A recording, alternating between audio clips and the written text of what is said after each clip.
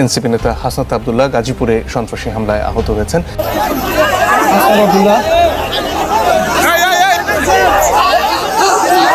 আজকে পরিকল্পিতভাবে হাসনাতের উপর হামলা করা হয়েছে।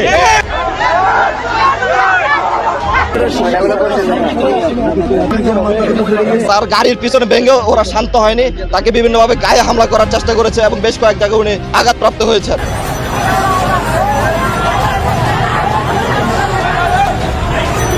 আওয়ামী লীগ হচ্ছে আমার রক্তে, তো আমি রাজনীতি যদি করি ভবিষ্যতে সেটা অবশ্যই আওয়ামী লীগের রাজনীতি হবে। সারা দেশে চলছে সমন্বয়ক নিধন কর্মসূচি। যেখানেই সমন্বয়ক এনসিপি নেতা কর্মীদের পাওয়া যাচ্ছে সেখানেই গণধোলাই দিচ্ছে আওয়ামী লীগের সমর্থকরা। সম্প্রতি আওয়ামী লীগ নিষিদ্ধ সহ তাদেরকে অন্যায়ভাবে গ্রেপ্তার করায় এবার ক্ষমতালোভী ইউনূসের বিরুদ্ধে কঠোর অবস্থান নিয়ে রাজপথে নেমেছেন আওয়ামী লীগের নেতা কর্মীরা। আমাদের হাসনাত ভাই যখন এই আওয়ামী লীগ নিষিদ্ধের দাবিতে সামনের কাতারে রয়েছে, তখন তারা এই হামলা করে দৃষ্টান্ত দেখিয়েছে। তবে এবার তাদেরই সাথে যুক্ত হলেন সোহেল তাজ। তিনি বলেন, আওয়ামী লীগ আমার রক্তে মিশে রয়েছে। আমি যদি আগামীতে রাজনীতিতে ফিরে আসি তাহলে সেটি হবে আওয়ামী লীগের রাজনীতি। এক পর্যায়ে তিনি বলেন, বঙ্গবন্ধু যে সোনার বাংলা গড়ার স্বপ্ন দেখেছিলেন এবং লক্ষ লক্ষ মুক্তিযোদ্ধা যে কারণে শহীদ হয়েছিলেন, সেই স্বপ্নকে পূরণ করতে হলে উপদেষ্টাদের বিরুদ্ধে লাঠিসোঁটা হাতে নিয়ে রাজপথে নামতে হবে। এই সোনার বাংলার স্বপ্ন বঙ্গবন্ধু দেখিয়েছিলেন। লক্ষ লক্ষ শহীদ, হাজার হাজার মুক্তিযোদ্ধা যেই স্বপ্নের জন্য জীবন দিয়েছিলেন, আত্মত্যাগ করেছিলেন। আওয়ামী লীগ হচ্ছে আমার রক্তে।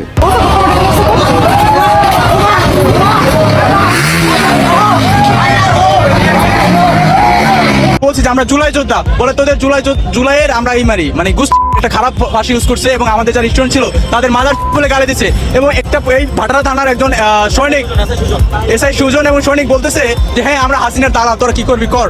এই যে মন্তব্যগুলো করছে এর সঠিক তদন্ত সুষ্ঠু বিচার আমরা চাই, এবং এই বিচার যদি না হয় আমরা অনশন করবো এবং আমাদের আন্দোলন চালিয়ে যাব। এবং আমরা বলছি যে আমরা জুলাই যোদ্ধা। জুলাই ভরিয়ে দেবো, এইভাবে গালি দিয়ে দিলে আমাদের মারছে। আমার যদি আমি যদি প্যান্ট খুলে আমার দেখতে পাবো আমার সব লাল, আমাদের কেমন ভাবে মারছে, আমাদের রাস্তায় ফেলাই পারাইছে। আমার বাবা আমাকে অকথ্য ভাষায় গালাগালি করছে, আমাকে গালি দিছে। জুলাই ভরিয়ে দেবো, এইভাবে গালি দিয়ে দিলে আমাদের মারছে। আর করিস না জুলাই, এখন খাবে সার্জিস হাসনাত গণধোলাই। ইতিমধ্যে বুঝতেই পারছেন আজকের খবরটি কতটা গুরুত্বপূর্ণ একটি খবর। বন্ধুরা চলুন ভিডিওতে আজকে আর বেশি কথা বাড়াবো না, সরাসরি আজকে আমরা চলে যাব মূল ভিডিওতে, আর সেখানে আজকে আমরা দেখব আজকের খবরের বিস্তারিত। দর্শক বন্ধুরা, ব্রেকিং নিউজ তার আগে জানাই সবাইকে ঈদ মুবারক। দর্শক বন্ধুরা, আজকে আপনার বৈষম্য বিরোধী ছাত্র আন্দোলনকারীদের ভিতরে সার্জিস হাসনাত সহ আপনার সমন্বয়কদের চরমভাবে পেটায় আমাদের বাংলাদেশ পুলিশ বাহিনী। আর এটাকে কেন্দ্র করেই আপনারা শুরুতেই শুনতে পারলেন বৈষম্য বিরোধী আন্দোলনকারীদের মুখ জবানি যে আর করিস না জুলাই, এখন তোরা খাবি গণধোলাই। সাবাস বাংলাদেশ পুলিশ, সাবাস, তারা আগের ভূমিকায় ফিরে আসছে। পুলিশ লাঠিচার্জ করেছে, পুলিশ কলার ধরে বলেছে জুলাই চোদাইতে আসছো, জুলাইয়ের কথা বলোস। নারী শিক্ষার্থীদের ফেলে পাঠানো হয়েছে। এমনকি আমাদের যে বড় ভাইরা আসছিল কথা বলতে, যে মধ্যস্থতা করতে, তাদেরকে লাঠিচার্জ করা হয়েছে। শিক্ষকদের সামনে শিক্ষকরা দাঁড়ায় হাসছেন। আন্দোলনের পাশে ছিলাম আর কি ভাই, পুলিশ জন পেপেন দিছে, তখন আমি গেছি তার সেকেন্ড।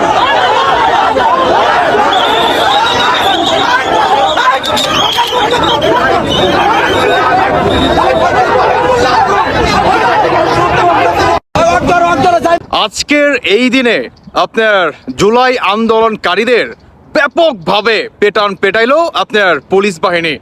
দর্শক বন্ধু, আসলে সত্যি আজকের এই দিনটা খুবই আনন্দের একটা দিন, কেননা আজকের এই দিনে বৈষম্য বিরোধী ছাত্র আন্দোলনকারীদের চরমভাবে পেটায় আমাদের বাংলাদেশ পুলিশ বাহিনী। আপনারা শুরুতেই সাধারণ যেই সমন্বয়ক আছে কিংবা শিক্ষার্থী আছে, তারা নাকি বৈষম্য বিরোধী আন্দোলনকারীদের সমন্বয় কিংবা জুলাইয়ের সমন্বয়ক, তারা বা তাদের মুখ জবানি আপনারা শুনতে পারলেন যে পুলিশ এদেরকে কি পরিমাণ পেটাইছে। তো পুলিশ কি পেটাবে না? এখন তারা পুলিশের উপরে আক্রমণ করে আর কত পুলিশকে মারবেন? আরে আপনাদের প্রতি সাধারণ জনগণও তো ক্ষিপ্ত। হ্যাঁ, আপনাদের এই জুলাই আন্দোলন কি শেষ হয় না? 5ই আগস্ট কি শেষ হয় না? মব জাস্টিস কি শেষ হয় না? তো পুলিশ যদি এখন আইন মানে বাংলাদেশের ল অনুযায়ী যদি কোনো স্টেপ নিতে যায়, তাহলে পুলিশ হয়ে যায় ক্রিমিনাল। এখন পুলিশ বলতেছে যে হ্যাঁ আমরা শেখ হাসিনা দালাল, তোরা কি করবি? তো পুলিশ কি বলবে কি? কারণ পুলিশ যদি কোনো স্টেপ নিতে যায় তাহলে এই জুলাই আন্দোলনকারীরা তারা কি বলে যে তোরা শেখ হাসিনার দালাল, তোরা আওয়ামী লীগের দালাল। আরে ভাই, সবাই কি আওয়ামী লীগের দালাল নাকি? সবাই কি বিএনপির দালাল নাকি? সবাই কি জামাতের দালাল নাকি? বাংলাদেশে কি নাই? বাংলাদেশে পুলিশ কি কারো দালাল নাকি? হ্যাঁ, পুলিশ বাহিনীর ভিতরে কেউ ছিল, মোর দেন না ভাই, আর কত গণহত্যা করবেন? এখন পুলিশ যদি কোনো স্টেপ নিতে যায় আপনারা বলেন যে পুলিশ হচ্ছে আওয়ামী লীগের দালাল। তো খাইলেন না গণধোলাই? খাইছেন কি না? কেমন লাগে? আরে ভাই, আপনাদের যেই বর্তমান কার্যক্রম এগুলোর প্রতি সাধারণ জনগণও আপনাদের প্রতি ক্ষিপ্ত, চরমভাবে আপনাদের প্রতি ক্ষিপ্ত। এত ক্ষিপ্ত হওয়ার তো কোনো কারণ ছিল না, কিন্তু আপনারা তিলে তিলে এগুলো অর্জন করছেন, আর সেই অর্জনেরই বর্তমান ফিডব্যাক পাইতেছেন আপনারা ঢাকার রাজপথে। আপনারা সাধারণ জনগণের কি শান্তি দিছেন? এই পর্যন্ত 5 আগস্টের পর থেকে একটা দিন দেখান যে আপনারা ঢাকা শহরে না, পুরো বাংলাদেশে কোনো একটা জেলা, কোনো একটা এলাকা ভিত্তিক কোনো শহরের ভিতরে আপনারা আন্দোলন ছাড়া আসিলেন? কোনো একটা দিন দেখান তো ভাই। বলতে পারবেন? বলতে পারবেন না, কারণ আপনারা 5 আগস্টের পর থেকে সবচেয়ে বড় স্বৈরাচারী হচ্ছে এই জুলাই আন্দোলনকারীরা। সাধারণ জনগণের বক্তব্য শুনেন। এগুলো উচিত পিটাইয়া সোজা করা। ডক্টর ইউনূসের কাছে আবেদন করে এগুলোর জন্য পিটায় 3 দিন জন্য জেলে রাখে। 1 ঘন্টা সে 9টা থেকে গাড়িগুলো ব্লক করে বসে রাখছে। 2 দিন পর এসব আন্দোলনের মানে কি? এইসব আন্দোলন তো মানে কি? এগুলা আমাদের মতো সাধারণ পাবলিকগুলো কিভাবে যায়, কিভাবে কি করে আপনারা বলেন? এগুলো কোনো মানে আছে? কারণ আমি সকালবেলায় অফিস টাইম আমি যাওয়ার পর শুধু আমি না, কি শুনলেন? শুনলেন সাধারণ জনগণের বক্তব্য। উনিও একজন সাধারণ শিক্ষার্থী, উনি কোনো দল করে না, ওনার দল হচ্ছে বাংলাদেশ। কেমন? ঠিক আমাদেরই মতো। তো ওনারা কি বলতেছে? ইউনূসের কাছে জানাইতেছে চরমভাবে এদেরকে পেটান, এদেরকে কুত্তার মতো পেটান, পেটায়া এদেরকে 3 দিন জেলখানার ভিতরে ভৈরা রাখেন। কেন বলতেছে? কারণ সাধারণ জনগণ ভালো নাই এই আন্দোলনকারীদের আপনার তীব্র মনে করেন, মুখে মনে করেন হইয়া। বর্তমান বাংলাদেশের জনগণ আপনার কি বলে ভাই, মানুষের আসলে মানে লুচি নষ্ট হয়ে গেছে, বুঝতে পারছেন? আপনাদের প্রতি জনগণের লুচি জাস্ট শেষ হয়ে গেছে। 5 আগস্ট ঘটাইছেন, বেশ ভালো কথা। বাংলাদেশটাকে শান্ত রাখতেন, মানুষকে শান্তি দিতেন, করছেন? করেন নাই তো। কারণ কেন? আপনাদেরকে সমস্ত কাজ কাম মানে পুলিশের আপনার কাজ কাম, আপনার ট্রাফিক পুলিশের আইন কানুন সমস্ত কিছু আপনাদের নিজ হাতে পালন করতে হবে। তাহলে পুলিশের ভূমিকা কি? আপনাদের এখন পড়াশোনা ভাল লাগে না, আপনাদের ভাল লাগে কি? আপনারা ক্ষমতা দেখাবেন, আপনারা জনগণের মানে মাথার চুল ছিঁড়ে খাবেন, আপনারা পুলিশের মাথার চুল ছিঁড়ে খাবেন, আপনারা পুলিশের কোনো বাংলাদেশে কোনো ভূমিকা রাখবেন না। পুলিশ যদি আপনাদের এগেনস্টে কোনো স্টেপ নিতে যায় তাহলে পুলিশ হয়ে যায় আওয়ামী লীগের দালাল, পুলিশ হয়ে যায় আপনার বিএনপির দালাল। এই হচ্ছে বর্তমান আমাদের বাংলাদেশের বাস্তব চিত্র। তো এখন কি আপনাদের গণদোলাই দিবে না? দিবে কি না? যদি কোনো স্টেপ নিতে যান, আপনারা যদি পুলিশকে ট্যাগ দিয়ে দেন আওয়ামী লীগের, তাহলে পুলিশ তো অসন্তুষ্ট হয়ে বলবেই, হ্যাঁ আমি আওয়ামী লীগের দালাল, তুমি কি ছিড়ো? বলবে না? আরে ভাই, আমাকেই যদি বারবার বলে তো আমি তো বলবোই, একটা পর্যায়ে রাগ হয়ে বলবো কি না? আরে ভাই, আমি কাজ করতেছি দেশের জন্য, আমি কাজ করতেছি বাংলাদেশের সাধারণ মানুষের জন্য, বাংলাদেশের জনগণ যাতে সুষ্ঠুভাবে থাকতে পারে, আপনার পথযাত্রীরা যাতে সঠিকভাবে নিজ বাসায় ফিরে যেতে পারে, যারা নাকি কর্মমুঠো তারা যাতে কর্ম করে খেতে পারে, যারা রিক্সা চালক তারা যাতে রিক্সা চালাতে পারে, যারা ভ্যান চালক, সিএনজি চালক, ড্রাইভার আছে তারা যাতে সুস্থভাবে আপনার তাদের জীবন জীবিকা অর্জন করতে পারে, এটাই তো বর্তমান পুলিশের ভূমিকা। আর এই পুলিশ যদি সেই ভূমিকা পালন করতে যায় তাহলে তাদেরকে শুনতে হচ্ছে আওয়ামী লীগের দালাল। দর্শক বন্ধুরা, একদম উচিত শিক্ষা করছে আজকে। আসলে মনের অন্তঃস্থল থেকে ধন্যবাদ জানাই বাংলাদেশ পুলিশ বাহিনীকে যে বৈষম্য বিরোধী কিংবা এই জুলাই আন্দোলনকারীদের চরমভাবে পেটানোর জন্য আমাদের পক্ষ থেকে আপনাদেরকে মানে লাল ভাই কি বল মানে অন্তঃস্থল থেকে আপনাদেরকে ভালোবাসা জানাই। আগামী দিনগুলো আপনাদেরকে এভাবেই কন্ট্রোল করতে হবে এই জুলাই আন্দোলনকারীদেরকে, তাহলে বাংলাদেশের প্রতিটি জনগণ সুষ্ঠুভাবে থাকতে পারবে, শান্তিভাবে বাঁচতে পারবে। যারা নাকি পথযাত্রী তারাও সঠিকভাবে তাদের নিজ বাসায় কিংবা নিজ নিজ জায়গায় তারা যেতে পারবে। আসসালামু আলাইকুম। আমাদের সেনাপ্রধান জেনারেল ওয়াকারুজ্জামান একাধিকবার তার বক্তব্যের দৃঢ়তার সঙ্গে উচ্চারণ করেছেন, আর কোনো প্রকারের মব ভায়োলেন্স নয়, কোনো ধরনের মব ভায়োলেন্স আর টলারেট করা হবে না। শুধু সেনাপ্রধান তার বক্তব্যই নয়, সেনাবাহিনীর পক্ষ থেকেও পরবর্তীতে বেশ কয়েকটি প্রেস ব্রিফিং করা হয়েছে, সেগুলোতেও মব ভায়োলেন্সের বিরুদ্ধে স্পষ্ট কথা উচ্চারণ করা হয়েছে।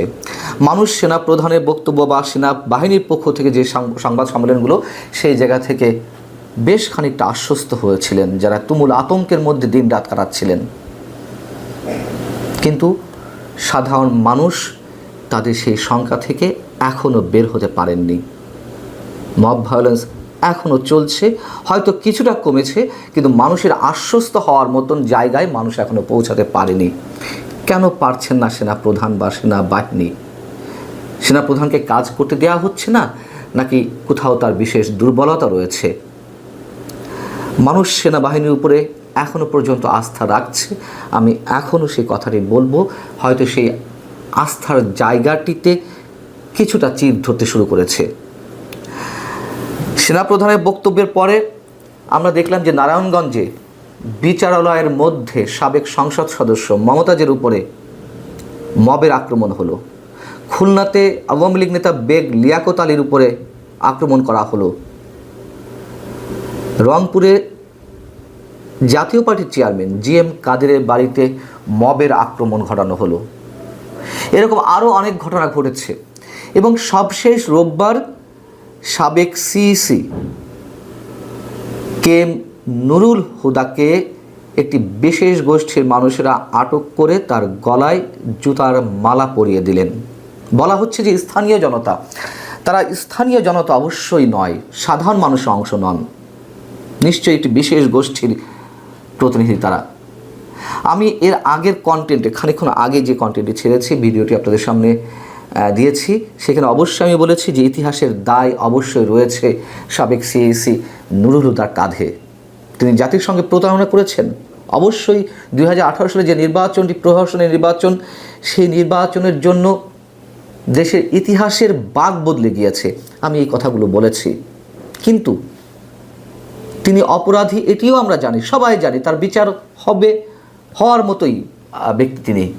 কিন্তু একজন মুক্তিযোদ্ধার গলায় জুতার মালা পরিয়ে দেওয়া হবে, এটি নিশ্চয় সহ্য করা যায় না, কোনো অবস্থাতেই সমর্থন করা যায় না।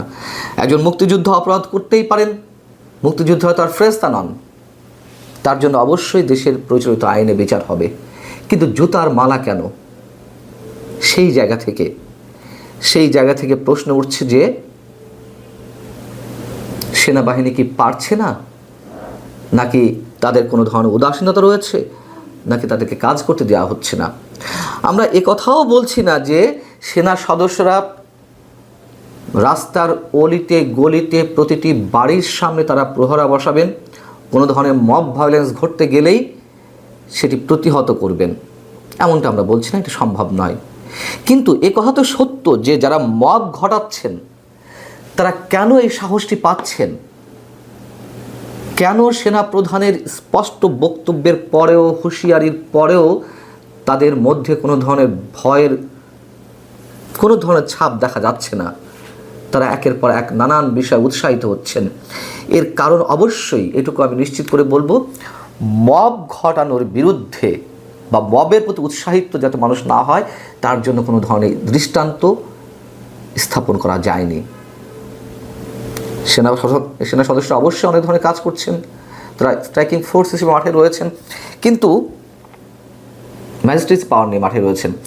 কিন্তু মবের বিরুদ্ধে তারা কি কোনো দৃষ্টান্ত স্থাপন করেছেন? কোনো দৃষ্টান্তমূলক শাস্তি কারোর বিরুদ্ধে দেওয়া হয়েছে যারা এই ধরনের ঘটনা ঘটাচ্ছেন? জিএম কাদেরের বাড়িতে যারা আক্রমণ করলেন তারা তো চিহ্নিত গোষ্ঠী। সেখানে সেনাবাহিনীর পক্ষ থেকে যিনি দায়িত্বপ্রাপ্ত এলাকায় দায়িত্বে রয়েছেন, তিনি কি করলেন? তিনি খুবই সহনশীলতার সঙ্গে যারা এই কাজগুলো ঘটিয়েছেন তাদেরকে চিহ্নিত করে তার মুখোমুখি করলেন, বিচারের মুখোমুখি করেননি, কোনো ধরনের বিচারের আওতা আনেননি। কি হলো? বিএনপি এবং জাতীয় নাগরিক কমিটি বা এনসিপির যেই নেতাকর্মীরা এই কাজটি ঘটিয়েছিলেন, তারা নিজেরা স্বীকার করলেন, তারা সরি বললেন, ওই পর্যন্ত শেষ। বাংলাদেশের মতো জায়গাতে অপরাধী ধরবো, তাদেরকে সতর্ক করে দেবো, সেই মানুষেরা অপরাধ থেকে বেরিয়ে আসবেন, এমনটি আশা করা ভুল। এবং সেই জায়গা থেকে অবশ্যই বলছি যে সেনাবাহিনী কেন এটির বিরুদ্ধে স্ট্রং কোনো পজিশন নিতে পারছে না, সেই প্রশ্ন উঠতেই পারে। কোথায় সেনাবাহিনীর দুর্বলতা, কোথায় সেনা প্রধানের দুর্বলতা? এবং এই কথা তো সত্য যে 5 আগস্টের পরে ডক্টর ইউনূস সরকারের প্রতি মানুষের যে আকাঙ্ক্ষা ছিল, সেই জায়গা থেকে তুমুলভাবে তারা ছিটকে গিয়ে সেনাবাহিনীর উপরেই আস্থা রাখছিল, সেনা প্রধানের উপরেই তারা বিশ্বাসটি স্থাপন করার চেষ্টা করছিলেন। অন্যান্য সব জায়গা বাদ দিলাম, এই জায়গাটিতে মানুষ কেন এখনও নিশ্চিত হতে পারছে না যে না, এই ধরনের কোনো সমস্যার মুখোমুখি, এই ধরনের কোনো ভয়ঙ্কর ঘটনার মুখোমুখি তাদেরকে হতে হবে না। আমাদের মহামান্য উপদেষ্টা ডক্টর মোহাম্মদ ইউনূস রোববারই একটি অনুষ্ঠানে যে কথাগুলো বলেছেন, খুবই হাস্যকর মনে হয় তার কথাগুলো ইদানিং আমাদের কাছে, খুবই স্বাভাবিক। তিনি বলছেন যে আজকে জুলাইয়ে মানবতা বিরোধী অপরাধীদের বিচারে জাতি ঐক্যবদ্ধ হয়েছে, আন্তর্জাতিক অপরাধ ট্রাইব্যুনাল প্রতিষ্ঠা করা হয়েছে জুলাইয়ের সংঘটিত মানবতা বিরোধী অপরাধের তদন্ত এবং বিচার কাজের জন্য। আচ্ছা, এটা কোন ধরনের কথা? মানবতা বিরোধী অপরাধ ট্রাইব্যুনাল গঠিত হয়েছিল 71-এ মানবতা বিরোধী অপরাধের বিচারের জন্য। এই নতুন নতুন কথা তিনি কোত্থেকে উদ্ভব করছেন? বেশ ভালো কথা, তার স্লিপ অফ টাং আমরা ধরে নিলাম। এবং তিনি বলছেন এই একটি বিচার মানুষ দেখতে চায় এবং আজকে আমাদের জন্য একটি ঐতিহাসিক মুহূর্ত, কারণ আমরা সামনে জুলাই অভ্যুত্থানের 1 বছর উদযাপন করব। আমাদের তরুণরা রক্তের বিনিময়ে তাদের প্রত্যাশার কথা জানিয়েছে এবং আমাদের দায়িত্ব হচ্ছে তাদের নতুন বাংলাদেশ গড়ার স্বপ্নকে বাস্তবে রূপ দেওয়া। কোন প্রতিহিংসার জায়গা থেকে মানবতা বিরোধী অপরাধ ট্রাইব্যুনালে আওয়ামী লীগের বিচার হচ্ছে? আওয়ামী লীগের বিচার আমরা সবাই চাই, আওয়ামী লীগের বিচার নয়, আওয়ামী লীগের যারা অপরাধ, বিভিন্ন ধরনের অপরাধমূলক কর্মকাণ্ডের সঙ্গে জড়িত। কিন্তু এইভাবে কেন? এবং যেই হাজার হাজার তরুণের রক্তের কথা বলা হচ্ছে, স্পষ্টত সেই তরুণদের রক্তের সঙ্গে বেইমানি করছেন ডক্টর মোহাম্মদ ইউনূস। এই বাংলাদেশ তারা চাননি। এইভাবে একটি বিশেষ দলের বিরুদ্ধে, মুক্তিযুদ্ধের চেতনার বিরুদ্ধে দাঁড়িয়ে বিশেষ এজেন্ডা নিয়ে কাজ করতে হবে, এমন কোনো কথা কোনো তরুণ বাংলাদেশের কোনো মানুষ আশা করেনি 5 আগস্টের আগে। এবং এটুকু আমরা নিঃসন্দেহে বলতে চাই যে প্রফেসর ডক্টর ইউনূস তিনি নিজের স্বার্থ হাসিলের জন্য প্রতিহিংসার জায়গা থেকে বিচার ব্যবস্থা থেকে শুরু করে জামাত শিবির ভার্সাস বিএনপি, কে বেশি সৎ? দর্শক, আপনার মতামত জানাবেন। বিএনপি নেতা আব্দুস সালাম নামের পেছনে অবশ্য বীর মুক্তিযোদ্ধাও লাগান মাঝে মাঝে। ঢাকা মহানগরী বিএনপি থেকে স্যাক্ট, এর মানে ব্যর্থতার অভিযোগে ঢাকা মহানগরী বিএনপি থেকে তাকে স্যাক করা হয়েছে, সরিয়ে দেওয়া হয়েছে। না, তিনি আন্দোলন সংগঠিত করতে পারছেন না, এই বৃদ্ধ নেতৃত্ব দিয়ে হবে না, ইয়াং নেতৃত্ব লাগবে। একটা কঠিন সময়ে ঢাকা মহানগরী বিএনপির দায়িত্ব পালন করেছিলেন, কিন্তু পারেননি। এখন চেহারায় বয়সের ছাপ। তিনি মাঝে মাঝে কিছু ব্যতিক্রমী কথা বলেন জনাব আব্দুস সালাম সাহেব। তিনি একবার বলেছেন বিএনপি ক্ষমতার জন্য রাজনীতি করে না। এটা অবশ্য মির্জা ফখরুল্লাহ মানেন না যে বিএনপি একটা গণতান্ত্রিক দল, তারা তো ক্ষমতা আসতে চায়। বিএনপি রাজনীতি ক্ষমতায় যাওয়ার জন্য, রাজনীতি মানেই ক্ষমতা যাওয়ার জন্য। ক্ষমতা যাওয়ার জন্য রাজনীতি করি না মানে এটা মিথ্যা কথা। রাজনীতি অর্থ কি? ক্ষমতা যাওয়া কেন্দ্রিক তৎপরতা, রাষ্ট্র পরিচালনা, এগুলি হচ্ছে রাজনীতির অর্থ। দেখ, এই আব্দুস সালাম তিনি বলেছেন বিএনপি সততার দিক দিয়ে 1 নম্বর। এগুলো কি বলছেন? একটু উদ্ভট লাগে না? বিএনপি সততার দিক থেকে 1 নম্বর। আপনি কি মনে করেন? বিএনপিকে কি সৎ মনে করেন? অথবা সততার দিক থেকে বিএনপির সাথে কার তুলনা যোগ্য? আমি মনে করি বিএনপির সাথে জামাত শিবির ইসলামপন্থীদের তুলনাই হতে পারে না। জামাত শিবির ইসলামপন্থীরা হচ্ছে সৎ। চরমোনা ইসলামী আন্দোলন, বাংলাদেশ খেলাফত আন্দোলন, এরা হচ্ছে সৎ। বিএনপির সাথে তুলনা হবে আওয়ামী লীগের সাথে, যে আওয়ামী লীগ সৎ না বিএনপি সৎ? এর উত্তর হচ্ছে বিএনপির চাইতে আওয়ামী লীগ সৎ। অবাক হচ্ছেন? এটাই সত্য।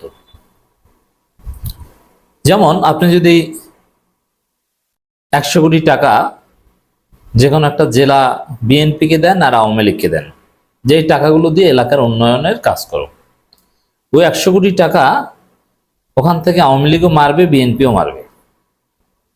এখন দিন শেষে দেখা যাবে, বা ইতিহাস এটাই বলে, স্ট্যাটিস্টিক্স এটাই বলে, দুর্নীতির প্রোফাইল এটাই বলে, তো 100 কোটি টাকার হয়তো বা 10 কোটি টাকার কাজ করবে, আর 90 কোটি টাকা আওয়ামী লীগের নেতাকর্মীরা খেয়ে ফেলবে। আর বিএনপির যে চরিত্র, তারা 100 কোটি টাকার 100 কোটি টাকাই খেয়ে ফেলবে, কাজই করবে না। অতএব আওয়ামী লীগ সৎ বিএনপির চাইতে, আপনি বিশ্বাস করেন বা না করেন। বিএনপির আমলে বিভিন্ন মন্ত্রণালয়ে বিভিন্ন নেতারা বিভিন্ন সরকারি কাজ থেকে কত টাকা কমিশন খেত, আর আওয়ামী লীগ আমলে নেতারা কত টাকা কমিশন খেয়েছে বা দুর্নীতি করে নাই, এরকম মন্ত্রণালয় আওয়ামী লীগে কয়টা, বিএনপি কয়টা? এটাও আওয়ামী লীগ এগিয়ে থাকবে। বেশি দুর্নীতি করেছে বিএনপির সময়। তবে হ্যাঁ, যুগের পরিবর্তনের কারণে ডলারের দাম বেড়েছে, মূল্যস্ফীতি, যে কারণে আওয়ামী লীগের দুর্নীতির পরিমাণটা বেশি দেখা যায়, অথবা টাকা পাচার বা কিছু কিছু ক্ষেত্রে তথ্য প্রযুক্তির বিকাশের কারণে তাদের এই ধরনের দুর্নীতি করতে সুবিধা হয়েছে, এগুলো দৃশ্যমান, এটা ঠিক আছে। যেমন কত টাকা পাচার হয়েছে এটা দেখালে আপনি ডেফিনেটলি আওয়ামী লীগে এগিয়ে, যে আওয়ামী লীগ সবচেয়ে বেশি টাকা পাচার করেছে। কিন্তু বিএনপির ওই সময় ওইভাবে এত সহজে টাকা পাচারের সিস্টেম ছিল না, আর মূল্যস্ফীতি অত ছিল না। যেমন বিএনপি ওই সময় যদি 100 টাকা দুর্নীতি করে 2001 থেকে 2006, বর্তমান সময়ে 300 টাকা দুর্নীতি করা লাগবে ওই সমান দুর্নীতি করতে হলে। অতএব দুর্নীতির দিক থেকে বিএনপির ধারে কাছেও কেউ যেতে পারছে না, এটা হচ্ছে বাস্তবতা। এরপরে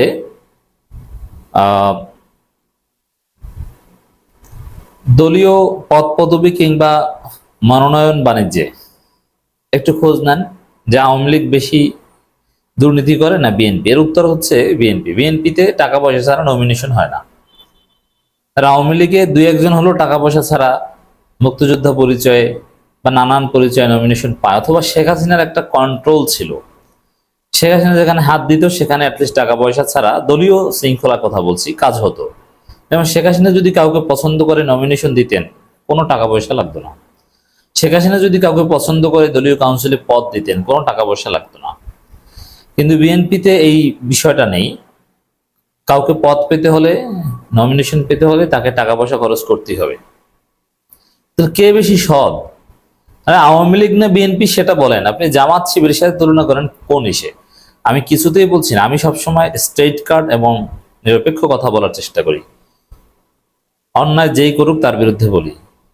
শতভাগ সৎ জামাত শিবিরের কথা আমি কখনো বলি না। জামাত শিবিরের মধ্যেও এনাতের টাকা মেরে দেয় জেলা পর্যায়ের আমিররা, বা কারো কোনো অসৎ ব্যবসায়ীর কামজামাত নেতা তার টাকা খেয়ে পদ দেয়, দলের গুরুত্বপূর্ণ পদ, এরকম অনেক ঘটনা আছে। কিন্তু যত ঘটনাই থাকুক, বাংলাদেশে যে কোনো পলিটিক্যাল এন্ট্রির চেয়ে জামাত ইসলামী সৎ, শিবির সৎ। এবং জামাত শিবির তুলনা হবে এখন ইসলামী আন্দোলন বাংলাদেশ, খেলাফত মজলিস বা অন্যান্য আলেম ওলামা তাদের সাথে, যে তারা বেশি সৎ না জামাত শিবির বেশি সৎ। বিএনপির সাথে জামাতের সাথে বিএনপির তুলনাই হতে পারে না।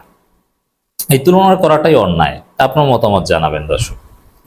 এই জন্য বর্তমান বাস্তবতায় সততার দিক থেকে যদি কেউ ভোট পাওয়ার হকদার হয়, কেউ যদি নির্বাচনে জেতার হকদার হয়, চোখ বুঝে জামাত শিবির।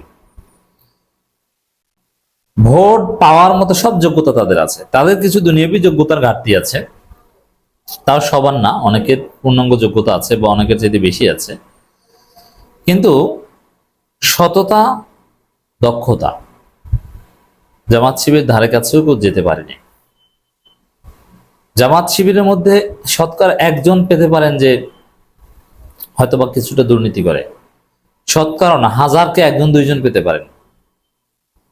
নেতাদের মধ্যে 1000 নেতার মধ্যে 2 জন পেতে পারেন, 5 জন পেতে পারেন, পার্সেন্টেজও করা যাবে না। বেশিরভাগই হচ্ছে টাকার বস্তা দিলেও তারা 4 আনাও ধরবে না, বেশিরভাগ হচ্ছে এটা। এখন আবার কেউ আছে জামাত শিবিরে, তারা বলবে না বেশিরভাগ না, সবাই। এরা আবার মিথ্যাবাদী। সবাই না, এরা হচ্ছে অন্ধ। প্রায় সবাই, কিন্তু কিছু আছে অসৎ। এবং জামাত নিজেও এই জন্য নানান ব্যবস্থা নেয়, কাউকে পদত্যাগ করতে বাধ্য করে, এরকম নানান ঘটনা আছে, বা কাউকে রুকনিয়ত স্থগিত করে, এগুলো আছে, এগুলো প্রচার হয় না কিন্তু আছে।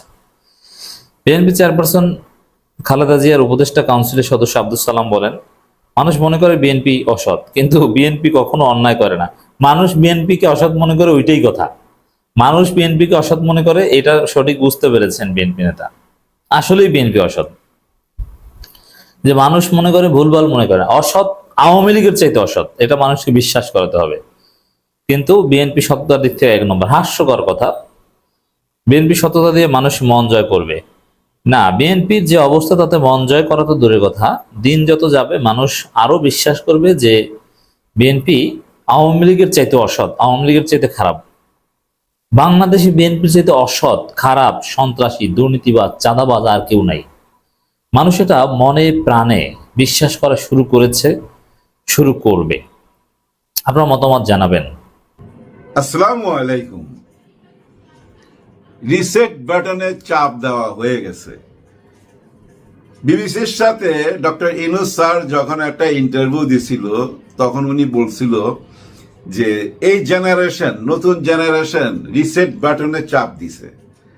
এই কথাটা নিয়ে অনেক রকম বিতর্ক হয়েছে, এটার অনেক রকম ব্যাখ্যা দিছে অনেক বুদ্ধিজীবী। তারা এটার সাথে জড়াই দিছিল ৭১ স্বাধীনতার যুদ্ধকে জড়াই দিছে, মানে ইউনূস স্যার স্বাধীনতার যুদ্ধকে অস্বীকার যায়, রিসেট বাটনে চাপ দিয়ে দিছে। মানে ২৪ নতুন বাংলাদেশ, ২৪-এ যে বাংলাদেশ হইল, এটাই নাকি মেইন বাংলাদেশ, আসল বাংলাদেশ, আগের বাংলাদেশ বাদ। এরকম একটা ব্যাখ্যা দিয়া ভাই যা হইল দেখছেন তো আপনারা। কিন্তু এখন বুঝতে পারছে, একটু দেরিতে হইলেও বুঝতে পারছে বিএনপি ইউনূস স্যার কি চাইছে। অন্য দলগুলা কিন্তু আগেই বুঝতে পারছে, বিএনপি কিন্তু বুঝতে পারতেছিল না। ওনারা নিজেরাই বলছে, ফখরুল সাহেব নিজেই বলছে যে গত ৯-১০ মাস আমরা মিসগাইড হয়েছি, আমরা ঠিক বুঝতে পারি নাই, আমরা সন্দিহান ছিলাম। চিন্তা করেন, বুঝতে পারলো কখন? যখন লন্ডনে বৈঠক হইল। তার মানে কি, আপনারা যারা বলছেন বারবার ইউনূস স্যারের সাথে, আপনারা ওনার ভাষা বুঝতে পারেন নাই, ইউনূস স্যারের ভাষা বুঝতে পারেন নাই। এতবার বৈঠক করার পরও ওনারে বুঝতে পারলেন না, আর ওইখানে 1 ঘন্টা বৈঠক কইরা বুঝা ফেলাইলো আর আপনাদেরকে বুঝাই দিল। এখন কিন্তু দেখেন রিসেট বাটনে চাপ দিছে বিএনপি। বিশ্বাস করেন না, সত্যি বলতেছি, মির্জা ফখরুল সাহেব নতুন বাংলাদেশ চায়। অথচ দেখেন ওনাদের মেইন লিডার তারেক রহমান সাহেব 1 ঘন্টা বসছে। 1 ঘন্টা বসার পর এখন ওনারা বলতেছে যে আমরা সবকিছু ক্লিয়ার, আমরা এখন বুঝতে পারতেছি, আমরা একটা নতুন বাংলাদেশের দিকে এগিয়ে যাচ্ছি। মানে বিএনপি রিসেট বাটনে চাপ দিছে ভাই। আমার কথা না ভাই, আপনি মির্জা ফখরুল সাহেবের কথাগুলো শুনেন, শুনলেই বুঝতে পারবেন। উনি বলতেছে আমরা নতুন বাংলাদেশের স্বপ্ন দেখতেছি। আরো অনেক কথাই বলছে যে গত 10 মাস আমরা বুঝতে পারি নাই, আমরা মিসগাইড হয়েছি। আমার কথা না ভাই, উনার কথা, উনার মুখই শুনেন।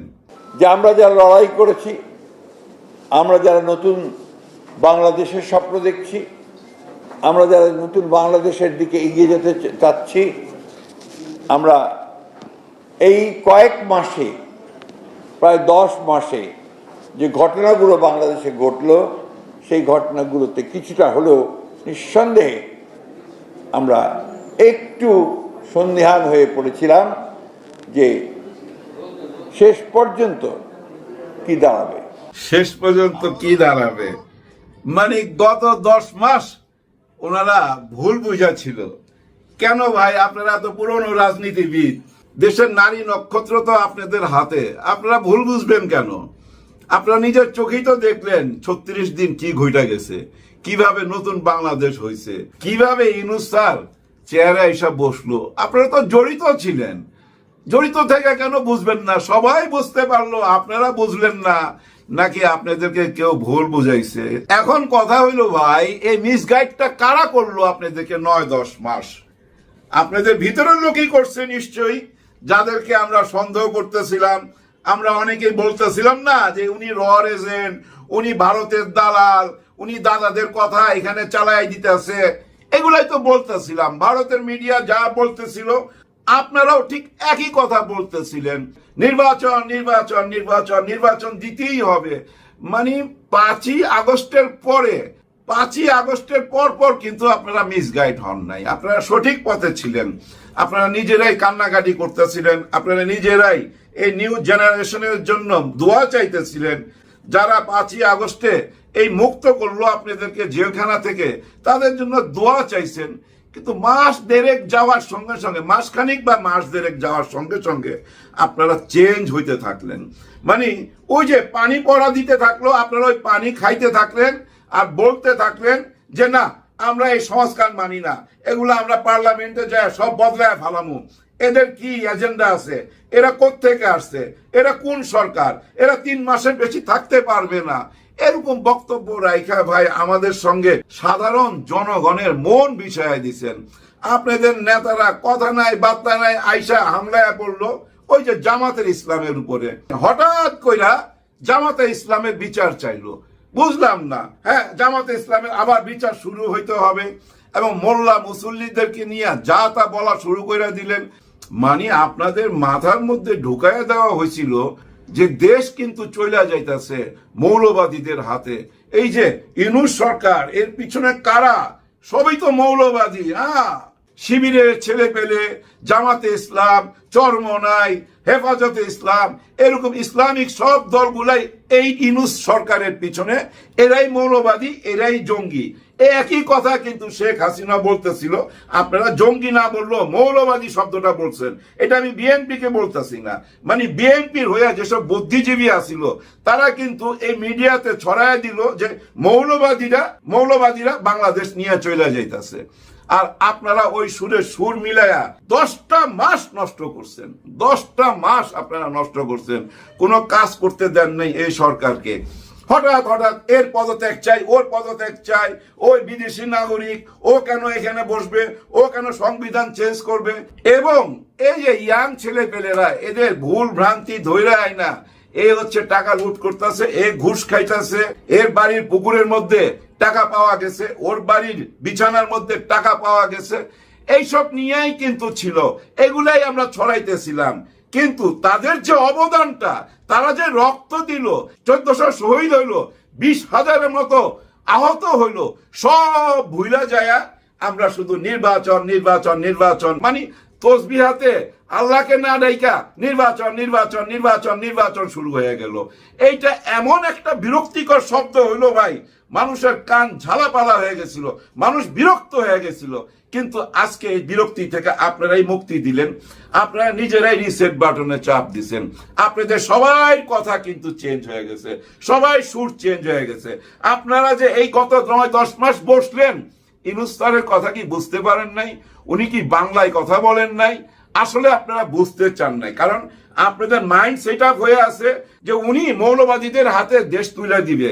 এইটাই ছিল আপনাদের মাইন্ডের সেট আপ, এটাই আপনাদের মাইন্ডে ঢুকায় দেওয়া হয়েছিল, এবং যার জন্য উনার কথা আপনারা বুঝতে পারেন নাই। কিন্তু আপনাদের সুপ্রিম লিডার তারেক রহমান সাহেব কিন্তু ওই সেট আপে ওনার সাথে দেখা করতে যান নাই। উনি কিন্তু মুক্ত মন মানসিকতা নিয়ে ওনার সঙ্গে বসছেন, যার জন্য উনার কথা বুঝতে পারছেন, আপনারা বুঝতে পারেন নাই। আমার মনে হয় ইউনূস স্যার শুধু উনাকে বুঝান নাই, কিছু প্রমাণাদিও দেখায় দিছে ভাই। অনেক প্রমাণ আছে। একজন দেশের প্রধানমন্ত্রী ভাইস চ্যান্সেলর, ইউনিভার্সিটির ভাইস চ্যান্সেলরের সাথে টেলিফোনে খুন খারাপির আলাপ করতেছে। ভাইস চ্যান্সেলরের সাথে দেশের প্রধানমন্ত্রী ফোনে আলাপ করতেছে ছাত্রদেরকে হত্যার ব্যাপারে। তার মানে দেশের শিক্ষা ব্যবস্থা কতটা তলানিতে গিয়ে ঠেকছিল বুঝা নেন। এবং দেশের প্রধানমন্ত্রী কি মন মানসিকতায় যে ইউনিভার্সিটির ভাইস চ্যান্সেলরের সাথে আলাপ করে খুন খারাপির। এরকম বহুত অডিও রেকর্ড আছে ভাই, বহুত প্রমাণ আছে ডক্টর মোহাম্মদ ইউনূস স্যারের হাতে, যেগুলো আপনারাও দেখতে পাবেন, সামনে সব প্রকাশ হবে কিন্তু। আর ওরই কিছু প্রমাণ আমার মনে হয় তারেক রহমান সাহেবকে দেখাই দিছে যে আমি কেন সংস্কার করতে চাই, কেন নতুন বাংলাদেশের কথা বলি। নতুন বাংলাদেশ মানে তো 71 অস্বীকার যাওয়ার না, এইসব বুদ্ধিজীবীরা এগুলা কেন বলছে জানেন? মিডিয়াতে আইসা টক শোতে যেন সবাই ডক্টর মোহাম্মদ ইউনূস স্যারকে ভুল বুঝে। এবং সত্যি সত্যি কিন্তু অনেকে বলতে কি জানেন, আওয়ামী লীগ তো রয়ে গেছে এবং বিএনপির অনেকেই মনে করতেছিল যে এটা মৌলবাদীদের সরকার হয়ে গেছে এবং মৌলবাদীদের হাতে ক্ষমতা দিয়া ইউনূস স্যার চলে যাবে, এরকম একটা মাইন্ড সেট আপ সবাই হয়ে গেছিল, যার জন্য গত 10 মাস কোন রকম কাজ করতে পারে নাই, কোনো কাজ আগাইতে পারে নাই। কাজ হইতেছে কখন জানেন? ওই যে লন্ডনের বসার পর থেকে কিন্তু অরিজিনাল কাজ শুরু হয়েছে। এখন কিন্তু দেখেন সবাই বলতেছে doctor Mohammad Yunus sir correct, আমরা ওনাকে সহযোগিতা করব, আমরা একটা নতুন বাংলাদেশ চাই। ভাই এই কথাটা যদি 8-9 মাস আগে বলতেন, আমার তো মনে হয় ডিসেম্বরে নির্বাচন হয়ে যেত। ইউনূস স্যার বলছে না ডিসেম্বর থেকে জুনের মধ্যে নির্বাচন, ডিসেম্বর শব্দটা মুখে কেন নিছে? মনে করছে যে আপনারা সহযোগিতা করবেন, ডিসেম্বরে নির্বাচন দিয়ে দেবো। আপনারা সহযোগিতা করেন নাই, ডিসেম্বরে নির্বাচন দিতে পারে নাই। এখন আপনারা নিজেরাই বলেন হতে পারে ফেব্রুয়ারি মাসে, হ্যাঁ হইতে পারে, যদি আপনারা ওই যে সংস্কারের কাজে হাত দিয়ে দেন, সামাজিক কাজগুলো যদি কইরা ফেলান। এখানে ভাই অনেক রকম ভেজাল আছে, বিশেষ বড় ভেজাল কি জানেন? ওই যে 100 আসন আছে না, 100 আসন, ওই 100 আসন নিয়ে ভেজাল লাগছে। এই 100 আসন কেন আমি নিজেও বুঝি না। এই 100 আসন কাদের জন্য? মমতাজের জন্য, সুবর্ণা মুস্তফাদের জন্য, নাকি ওই যে আরেকজনকে দেখছিলাম মাননীয় প্রধানমন্ত্রী শেখ হাসিনা, হজরত শেখ মুজিবুর রহমান, এরকম বানান পড়তো তো দেখছি আমরা সংসদে। আয় হায়, ওনাদের কি কাজ সংসদে? কেন যাবে? কি দরকার? একজন অপবিশ্বাস কেন সংসদে যাইতে চাবে? তার কি কাজ? একজন মাহি কেন সংসদে যাইতে চাবে? তার কি কাজ? কাজ একটাই জানেন, সেটা কি জানেন?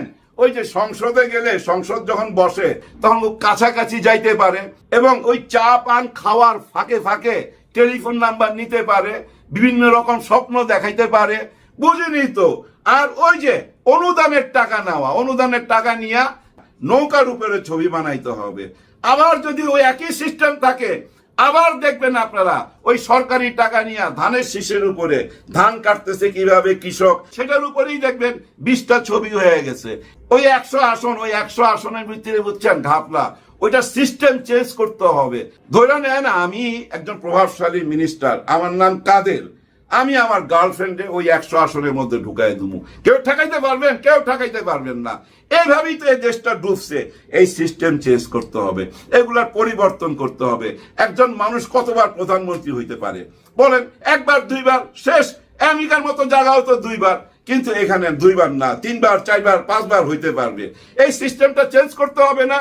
করতে তো হবে, নাহলে তো ভাই পারিবারিক তান্ত্রিক হয়ে যাবে সবকিছু, কোনো কিছুই চেঞ্জ আসবে না। ওই যে শেখ পরিবার যেভাবে চালাইছে, এখানে দেখা গেলো অন্য একটা পরিবার চালাবে।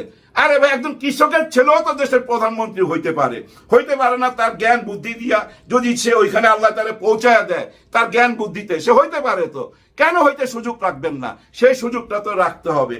এইসব পরিবর্তন চলতেছে, এই পরিবর্তনগুলো না হলে তো নতুন বাংলাদেশ হবে না।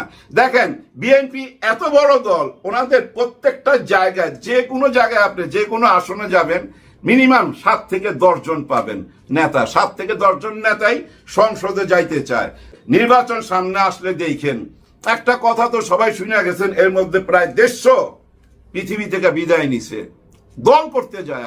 এই 5ই আগস্টের পর 150 উপরে 154 জনের মতো, 154 জনের উপরে এই পৃথিবী থেকে বিদায় নিছে।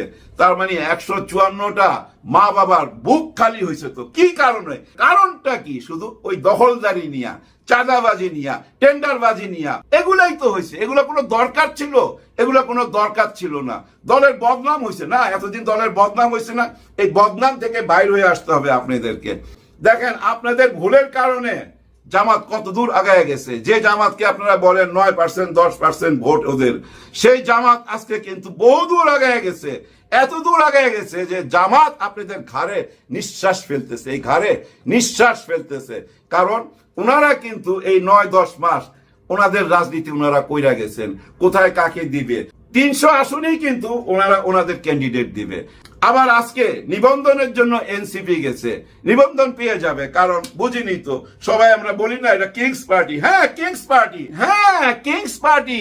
আপনারা যারা বুদ্ধিজীবীরা ইনায়া বিনায়া বলেন কিংস পার্টি এনসিপি, আরে ভাই খোলাখুলি বলেন না, খোলাখুলি কথা তো। আজকে বিএনপিও তো স্বীকার যায় যে হ্যাঁ এই জওয়ানদেরকে, এই ইয়াংদেরকে আমরা সাপোর্ট দেই, তাদের প্রতি আমাদের ভালোবাসা থাকবে এবং এনসিপি রাজনীতিতে আসুক। আজকে বিএনপিও তো চায়, দেরি হলেও তো বুঝছে। আপনারা এতদিন যারা বুঝেন নাই তারা কলা খান বৈশা বৈশা, এবং যেসব বুদ্ধিজীবীরা আপনারা এখন হতাশ, যাই হায় বিএনপি কেন ডক্টর ইউনূসের সাথে হাত মিলাইলো, ডক্টর ইউনূসের সুরে সুর মিলাইয়া এখন উনারাও বলে নতুন বাংলাদেশ চাই। তার মানে কি আপনারা কলা খান বৈশা বৈশা, হতাশ হতাশ উনারা, কারণ বিএনপিও চলে গেছে ডক্টর ইউনূস স্যারের পিছনে। হ্যাঁ ডক্টর ইউনূস স্যারই তো এখন মেইন লিডার। আমি তো মনে করি সব দলকে ডক্টর ইউনূস স্যারই পরিচালনা করতেছে এবং সবাইকে বুঝাই দিতেছে তোমরা যদি দেশের ক্ষমতা চাও, শান্তি চাও, দেশের উন্নতি চাও, তাইলে সংস্কারের কাজে বৈশা যাও, নাইলে আমি কিচ্ছু দিতে পারুম না। এই কথাটাই বুঝতে এত দেরি হয়ে গেল। যাই হোক, যে যখন ঘুম থেকে উঠে তার জন্য তখন সকাল, কিন্তু রাজনীতিবিদরা খালি ঘুম থেকে উঠলে হবে না, তাদের সকাল আসলে হবে না, সকাল আসতে হবে ভোটারদের। ভোটারদের হাতেই সবকিছু। ইউনূস স্যারের প্রতিটি কথা কিন্তু খুব গুরুত্বপূর্ণ। উনি বলছিলেন যে আপনারা ভোটার তৈরি হন, আপনাদের কাছে গেলে ওয়াদা করাবেন, আপনাদের চাওয়া পাওয়া পূর্ণ হইলেই ভোটটা দিবেন। আমাদের চাওয়া পাওয়া যারা পূর্ণ করতে পারবে তাকেই ভোট দিব। কিছু কিছু কুলাঙ্গার সাংবাদিক বাংলাদেশে এখন জন্ম নিয়েছে হাসিনা চলে যাওয়ার পরে। এদের দেহটা, শরীরটা হলো বাংলাদেশে আর হৃদয়টা হলো দিল্লিতে। এরা কোনো কিছু দিল্লির ক্ষতি হলেই এরা সহ্য করতে পারে না। এখন ডক্টর মোহাম্মদ ইউনূস স্যারকে নিয়ে কুলাঙ্গার সাংবাদিক মাসুদ কামাল যেভাবে মিথ্যাচার করছে তার কিছু জবাব আজকে আপনাদের সামনে তুলে ধরছি।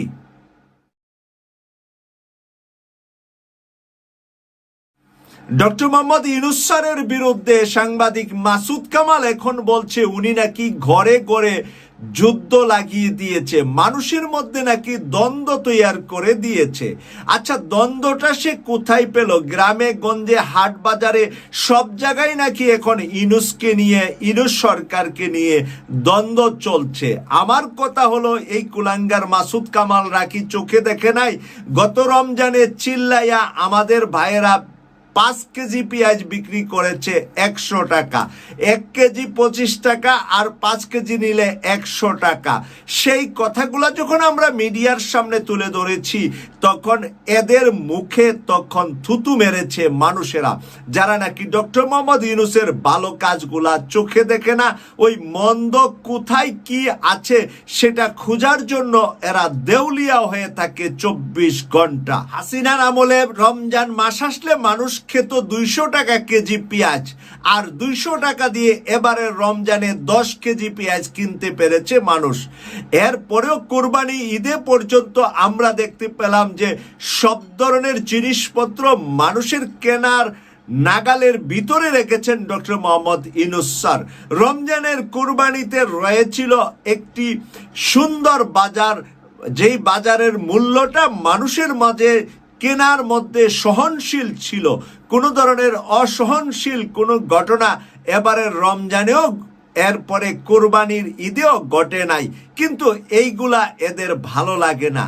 এরা তো রমজান আর ঈদ করে না, এরা ঈদের দিন মুরগ পোলাও খা। যেরকম হাসিনার পোলা আমেরিকা থেকে দিল্লি এসে মার সাথে কুরবানির ঈদের দিন মুরগ পোলাও খেয়েছে। এই কথাটা আমি ঈদের পরপর একটা ভিডিওতে বলেছিলাম। ওরা তো মুরগ পোলাওই খাবে, কারণ ওরা তো কুরবানি দেয় না, বা কুরবানি দেওয়াটা ওরা কোনো এদের নিজস্ব অনুভূতির ভিতরে নাই যে কুরবানিটা আসলে কেন দিতে হবে আমাকে। এরকম কুলাঙ্গার মাসুদ কামাল এরা গরুর মাংস খায় ঠিকই, কুরবানির মাংস খায় ঠিকই, কিন্তু এরা আসলে রিয়েল কুরবানি দেওই না মানুষ না আর কি। পশ্চিম দিকে মাঝে মাঝে হঠাৎ করে হুচুট খা, কিন্তু নিয়মিত পশ্চিম দিকে যে মাথা নোয়াতে হয় এই কথাটা এদের জানা নাই। এই কারণে আমি বলছি যে এই কুলাঙ্গার মাসুদ কামালরা ডক্টর মোহাম্মদ ইউনূস স্যার এমনটা কি করলো যে সে টক শোতে এসে দিব্যি একেবারে মানে খুব বর্ষিয়ান মানে সাংবাদিক হিসাবে নিজেকে পরিচয় দিয়ে বলছে যে ডক্টর মোহাম্মদ ইউনূস রাজনীতিতে এখন কি করেছে, ঘরে ঘরে বিবাদ সৃষ্টি করে দিয়েছে। যখনই তারেক রহমানের সাথে ডক্টর মোহাম্মদ ইউনূস স্যারের একটি বৈঠক হয়ে গেল তখন এদের মাথাটা পুরা নষ্ট হয়ে গিয়েছে। কেননা মাথাটা নষ্ট হয়েছে, এর আগে জামাতের সাথে এরা ঝগড়াটা বাজাইয়ে রাখার জন্য চেষ্টা করেছিল। ডক্টর মোহাম্মদ ইউনূস স্যার জামাতের আমিরের সাথে আরো 1 মাস আগে পার্সোনাল বৈঠক করেছে।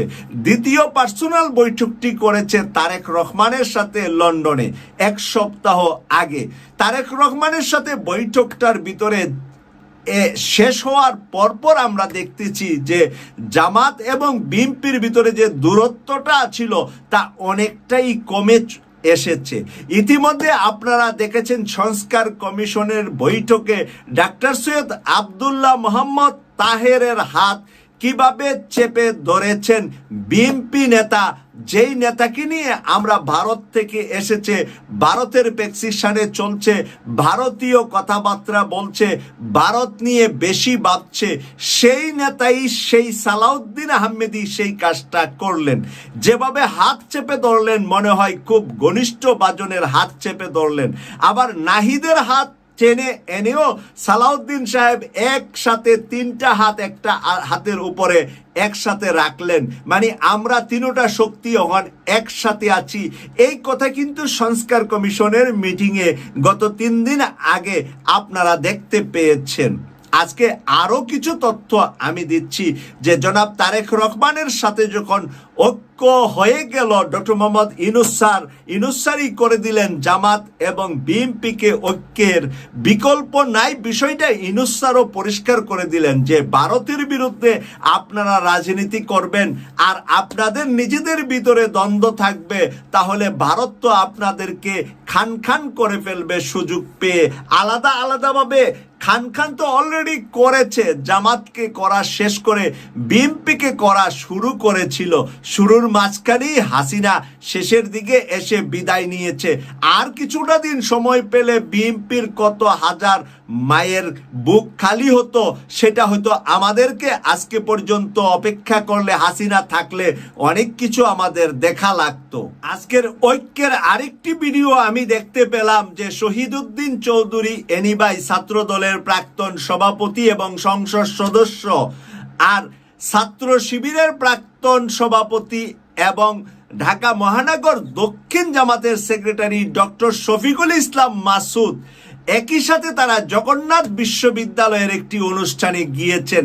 দুজনকে এক পাশে ছাত্র দলের ছেলেরা আরেক পাশে ছাত্র শিবিরের ছেলেরা যেভাবে ওয়েলকাম করছে এবং দুইজন যেভাবে পাশাপাশি হেঁটে যাচ্ছে, এই সুন্দর দৃশ্যটা দেখে এই মাসুদ কামালের মতো কুলাঙ্গাদের মাথা নষ্ট হয়ে গেছে যে আরে আবার তো শিবির জামাত একসাথে হয়ে গেছে, আবার তো ছাত্রদল ছাত্র শিবির একসাথে হয়ে যাবে। তাদের ভিতরে একটু কুপাকুপি না লাগাই দিতে পারলে তো আমরা দিল্লি থেকে হাসিনারে দেশে আনতে পারবো না। ওই দিল্লি থেকে যেই কুলাঙ্গাররা হাসিনাকে দেশে আনতে চা, আবার দেশের ভিতরে একটা অরাজকতা তৈরি করে হাসিনাকে একটা স্পেস দিতে চা, দেশের ভিতরে একটা অরাজকতা সৃষ্টি করে আওয়ামী লীগের কিছু লোককে সংসদে পাঠাতে চা, এদের মধ্যে অন্যতম একজন হলো সাংবাদিক মাসুদ কামাল। মাসুদ কামালের মুখোশটা উন্মোচন হয়েছে 5ই আগস্টের পরে। 5ই আগস্টের আগে কিন্তু এই মাসুদ কামালকে আমরা চিনতে পারি নাই। আমার সাথে কিন্তু মাসুদ কামালের ভালো সম্পর্ক ছিল 5ই আগস্টের আগে। আমার অনেক অনুষ্ঠানে মাসুদ কামাল যোগদান করেছে এবং আমাকে অনেক সময় ফোন করে অনেক সুন্দর পরামর্শমূলক কথাও বলেছে। আমি তো বুঝতেই পারি নাই সে যে রয়ার এজেন্ট বা ভারতীয় মানে পেতাত্তা তার একটা বাচ্চা, এটা তো আমি বুঝতেই পারি নাই।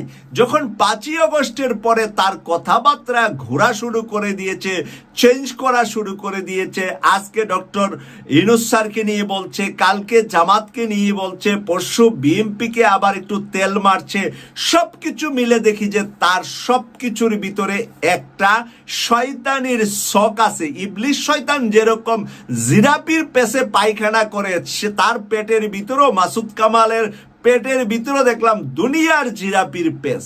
এই দুনিয়ার জিরাপির পেসটা বের হয়ে আসছে ইতিমধ্যে। আপনারা হয়তো গত 6 মাসের তার কথার ভিতরে বেশি পরিষ্কার হয়েছেন।